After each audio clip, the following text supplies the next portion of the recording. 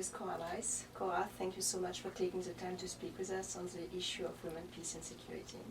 You have led a very colorful life. You have been actively involved in the peace movement, the movement for the advancement of women, and the civil rights movement. You organized demonstrations against the Vietnam War. Could you talk about your role as a peace activist? How have you started being interested in the subject, and what was your first engagement? Well, thank you for taking the time to talk with me. Thank you. I'm flattered. You know, there's a substitute for oil in this world, but there's no substitute for good, peacemaking women.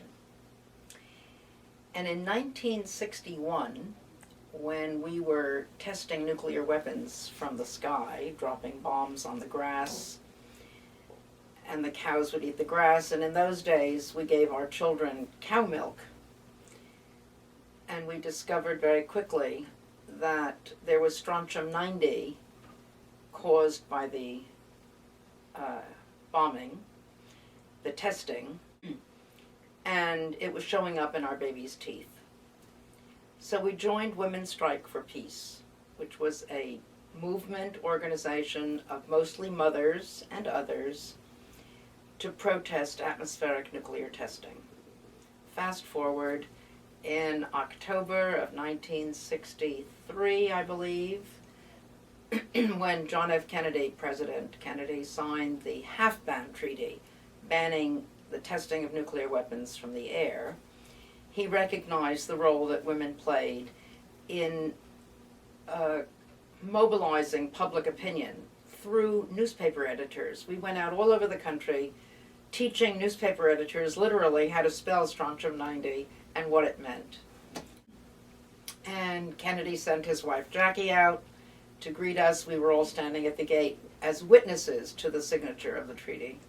And she brought coffee and donuts. We used to eat donuts in those days. So that was the beginning, and it hasn't stopped. What else is there to do? Yeah, that's true. You always refer to WWW, which means World Without War. I made it mean World Without War. I know. And you have played an important role in favor of disarmament and against nuclear power. And it's really difficult to advance this at the UN, as major powers are important arms producers, have large military establishments, and possess nuclear weapons. Could you talk about your work in this regard? Well, first of all, WWW is very important because it's something that unites everyone in the world. Everybody who's on a computer knows what WWW is. So why shouldn't it mean World Without War? And maybe that will inspire people to think about how are we going to get rid of the institution of war.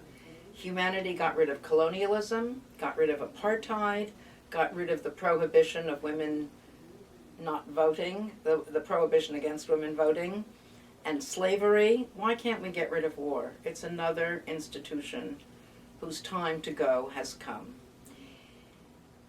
Nuclear power and nuclear weapons is a problem that faces the entire world. When Fukushima melted down in Japan, the radiation came to the United States because air and wind carry it. So everybody is affected. And who would drop a nuclear bomb today? That would be an incredible, incredible statement of genocide, a statement of hatred. And if we're not going to drop it, then why have it? So for years we've been protesting nuclear weapons and now nuclear energy as well as nuclear weapons, because with the waste from nuclear energy you can contribute to making a nuclear bomb. And it's dangerous. Nuclear power plants, if they are bombed, exude these terrible chemicals. And the importance of waging this campaign is to keep public opinion aware and keep them educated so that They, for instance, now with the Congress of the United States voting on a budget, they can know that it's safe to cut the nuclear budget, the budget for nuclear weapons, $53+ billion a year. For what? Resolution 1325 is a landmark resolution on women, peace and security, and you were actively involved in the process. So could you explain us how this resolution was drafted, and could you talk about the role of civil society, especially women, in connection with Resolution 1325? 1325. It's an amazing resolution. I almost said revolution, and I think I'm right. It started at International Alert, a civil society organization in London with women there, and it came to the Hague Appeal for Peace conference held in The Hague in May of 1999, where women just gathered and said, it's enough. The Security Council has never uttered the word woman. And fast forward, in June of 2000, we gathered around an oval table. The shape of the table is important. Nobody gets cornered.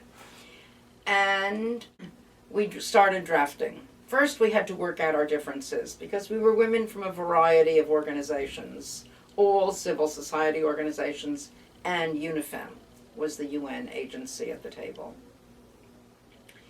And we decided to draft a resolution that would call for women to be in peacemaking and at all levels of decision making. The concept of participation is key to that resolution. If women don't participate, the result is not legitimate in our view. Whether it's a treaty, a law, a resolution, an activity, whatever. So we drafted together and we targeted when Namibia was going to be president of the Security Council, which would be October. And between then and October, in March, well, it was before we sat at the table, in March of 2000, Amrul Chowdhury gave the most powerful presidential statement that has ever been given at the Security Council. And it's a teaching document. I mean, it's a historic document that should be used in teaching for peace, for women, for whatever. So our draft, Chowdhury's presidential statement, and Namibia coming to the presidency of the Security Council was the troika that made this happen. And we got unanimous agreement, including the United States, including Russia, the P5. And women were responsible for lobbying all of the 15 member states, for drafting the resolution, and took ownership of it.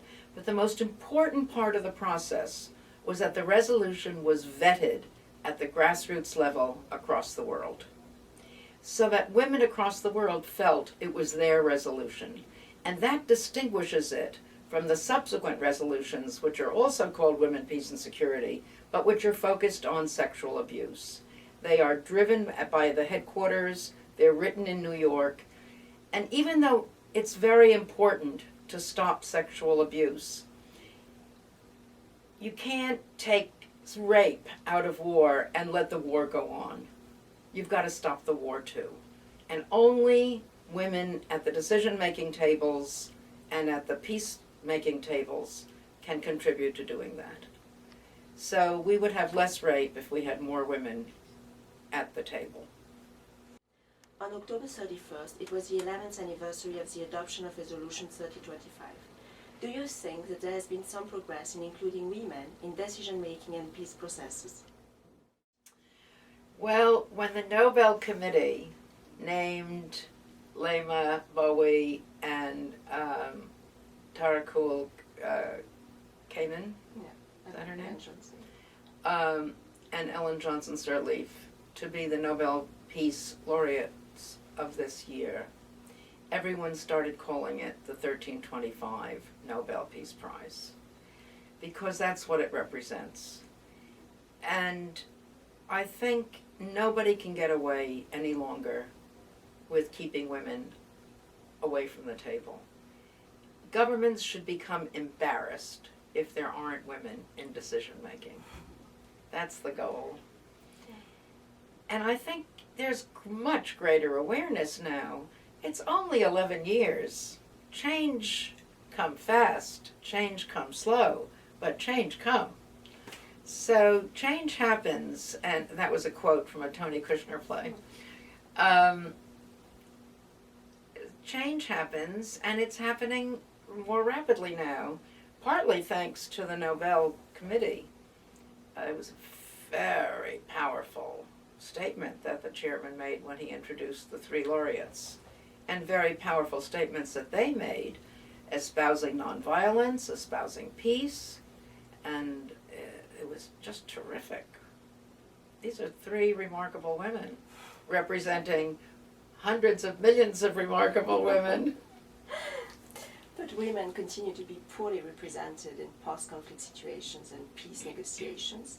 So what would be your main recommendations to increase women participation in peace processes? What are the next steps to advance this project? Remember that Lema brought women together in Liberia.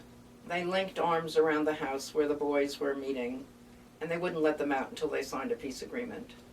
That should continue to happen. Those kinds of statements, actions, that women now will be feeling more confident, I think, in saying when a peace process happens, if the table is not set properly, nobody should be allowed to sit at it. And a properly set table includes a significant number of women. We're not asking men to go away. We're asking them to simply move over and let us sit with them. In equal numbers, hopefully. So that kind of monitoring of laws, of peace agreements, of actions is going to increase clearly. And you know, there are training sessions going on all over the world. People have just come back from Nepal, where women are responsible for getting a national action plan adopted by the government because they were in a training session to learn how to use 1325. And that's true elsewhere in Africa. In the Philippines is probably the best example in the world today. So, step by step, there's little by little, it's happening. And it's happening in a genuine fashion from the bottom up, in keeping with the Arab Spring and out of Wall Street. With regards to post-conflict situations, the UN plays an important role, especially with peacekeeping operations. However, reports of sexual abuses committed by UN peacekeepers, for instance in Haiti, are quite disturbing. Could you reflect on that? I think that every troop contributing country should require every troop and their commander to pass a 1325 test before they're deployed. And I have said that for the last 10 years, in and out of the UN, and it hasn't happened yet. But increasingly there are more gender advisors now being associated with peacekeeping battalions. And it's inexcusable. And the UN should require a punishment and not let the troop just go home to their country and go back to work as if nothing happened. So there's got to be some rearrangement. And the DPKO should have more power in punishing a peacekeeper who abuses women. I don't know if they would do that, but they should at least threaten to do it, maybe, so that troop contributing countries take it more seriously. But the idea of a 1325 test, I think, is still a good idea. The cause of women has sometimes been used to justify war, as in the case of the US intervention in Afghanistan. Could you just comment on that? Well, we've demonstrated after 10 horribly horrific years of waste, of death, of destruction, that it ain't so. We can't afford any more pretexts for intervention. We've got to stop relying on militarism, weaponization, war as a solution to conflict, because it doesn't work. As you mentioned earlier, 3 women were awarded the Nobel Peace Prize this year. Could you give us your thoughts on that? What does that mean for the future? I think the Nobel Committee is going to take women more seriously. Until those 3, there were only 12 women Nobel laureates, peace laureates. But I also think that all of us should keep copies of their speeches, their acceptance speeches, and quote them wherever we go, and keep their lives and their courage and their vision alive, and use it to inspire women and men. And the women's movement has to start engaging the men's movement and the boys' movement, because it takes 2. I mean, we can't resolve these problems just with women.